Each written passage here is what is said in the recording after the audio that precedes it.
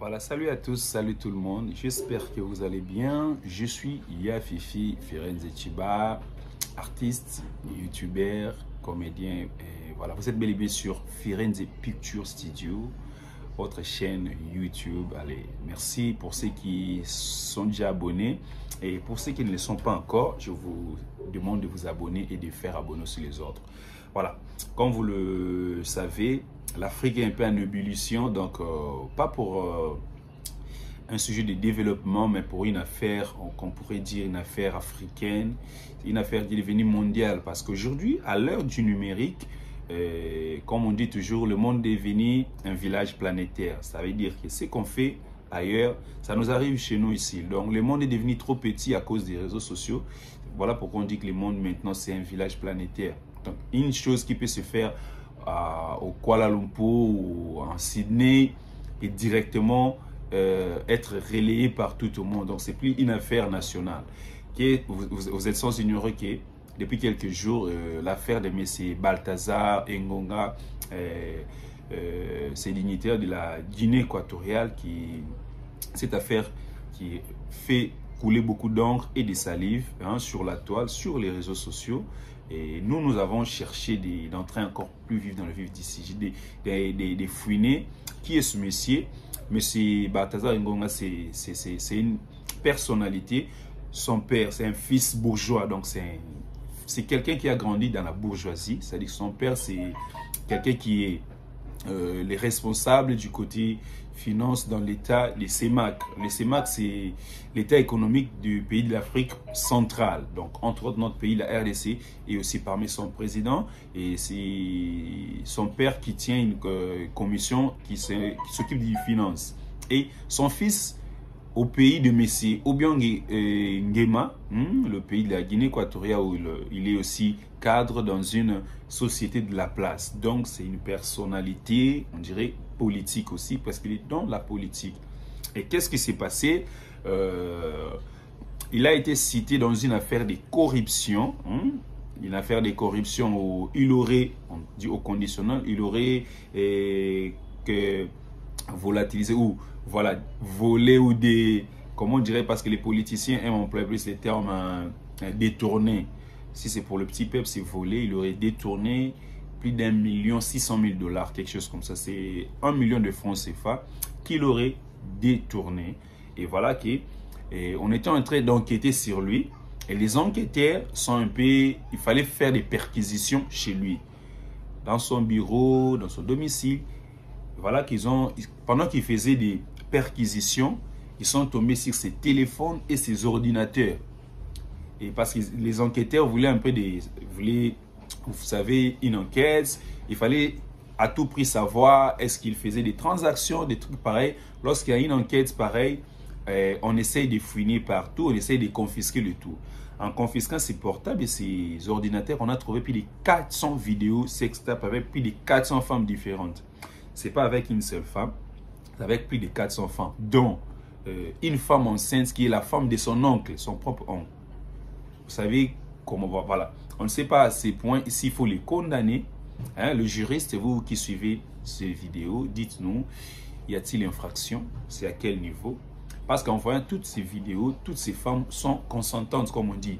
Donc ces femmes étaient contentes, donc c'était d'accord, se sont mis d'accord à se filmer, à filmer leur ébat sexuel. Mais ce qui est mal, c'est voir que ces gars, on peut dire que c'est un obsédé sexuel ou comment, jusqu'à sortir avec la femme de son oncle. Celle-ci était enceinte. Est-ce qu'il usait de son pouvoir, comment dirais-je, de son autorité pour voilà, harceler ces femmes? On ne sait pas. Mais en voyant la vidéo, toutes ces femmes étaient contentes. En voyant des mères, des femmes mariées. Il a sorti avec des femmes, des ministres, des femmes mariées, des ministres de son pays. Et aussi la femme du chef de la sécurité de la présidence. C'est-à-dire le chef de la sécurité de la présidence de la Guinée équatoriale, sa femme légitime, est aussi passée, voilà, comme on dirait, sur l'autel de ces gars. Donc il y a beaucoup de femmes, dont plusieurs influenceuses camerounaises. Et voilà, aujourd'hui, ça montre un peu le monde que nous vivons aujourd'hui, où les filles veulent se faire voir. Vous ne savez pas où est-ce qu'elles prennent cet argent. Elles sont là à nous faire voir des voyages, elles sont en jet privé. Et On sait que les gars usaient peut-être de son argent, du pouvoir qu'il avait. Voilà, pour avoir ces victimes, on pourrait dire ces victimes ou quoi. Et ce qui me fait mal, en se levant ce matin, je vois, donc il y a beaucoup de mises à jour par rapport à son dossier, c'est chaque jour.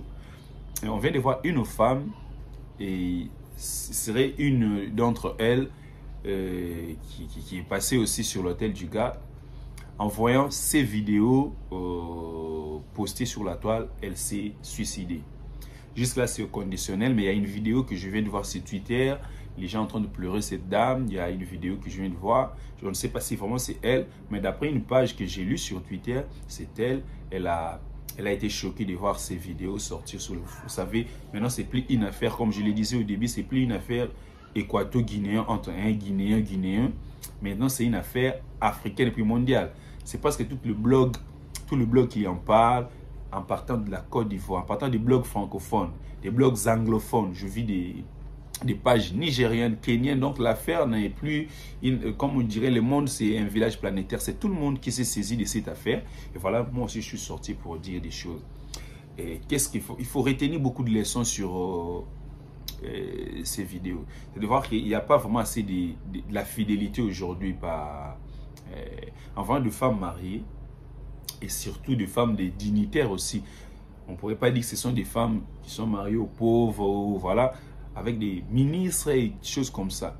Et cette affaire va susciter ce qu'on dit dans une méfiance dans plusieurs têtes. Surtout pour les femmes qui vont au bureau, qui travaillent. Il y a beaucoup des hommes qui n'auront plus à croire à leurs femmes. Quand une femme dit, voilà, j'ai beaucoup travaillé aujourd'hui, je serai au bureau, on va rester peut-être tard jusqu'à 20 h pour travailler. Je vois qu'il y aura beaucoup de méfiance, il n'y aura plus assez de confiance. Ça sera difficile de voir des partenaires faire confiance à leurs femmes par rapport à cette affaire. Moi, je dirais que cette affaire, c'est juste une petite goutte dans l'océan, parce qu'il y en a encore beaucoup. Parce que pour lui, ça a été dévoilé. Ça prouve à suffisance qu'il y a beaucoup de choses qui se font dans des bureaux, dans certaines autorités, chez nous en Afrique, usent de leur pouvoir pour faire des sales choses. Par exemple, chez lui, lui a été démasqué. C'est parce qu'on s'est saisi de ces ordinateurs, ces effets un peu, voilà. Et pour les autres, moi je pense qu'il y a beaucoup de Balthazar encore qui restent. Ils sont beaucoup dans plusieurs pays africains. Ah, pour lui, il a malchance d'être un peu, voilà, comme on dit toujours, 99 jours pour un voleur et les centièmes, c'est voilà, pour le propriétaire. Il a été pris, la main dans les sacs. Mais ce qui fait très mal, je manque même des mots. En tout cas, chers Africains, moi je vais revenir plus avec beaucoup de détails par rapport à ces dossiers. Parce que plus que beaucoup de gens disent pourquoi publier cela. Dès lors que cette affaire est devenue virale sur les réseaux, et tout le monde a ce droit-là de mettre son avis.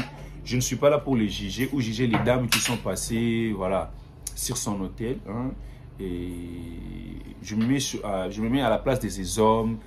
Je me mets aussi à la place de la femme de ces messieurs. Imaginez un seul instant. J'ai lu un truc sur un blog qu'elle serait à l'hôpital à l'instant où on part. Vous voyez une femme qui croit à son homme, par exemple, et ce monsieur, en voyant seulement le nombre d'enfants qu'il a, il a plus de 6 enfants. En voyant le nombre d'enfants, ça prouve que c'est quelqu'un qui est obsédé sexuellement. Moi, je dirais ainsi. Parce qu'il faut, même les rois Salomon qui avait 1000 femmes, mais je ne sais pas. Donc ça dit qu'il y a aussi une photo qui circule. Cette photo me fait mal, c'est de voir tous ces employés, les gens qui travaillent. La plupart de ces filles sont passées aussi au tabac avec lui. C'est vraiment déplorable.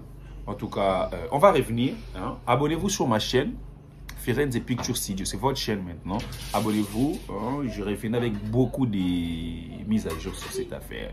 On se retrouve tout à l'heure. Bye.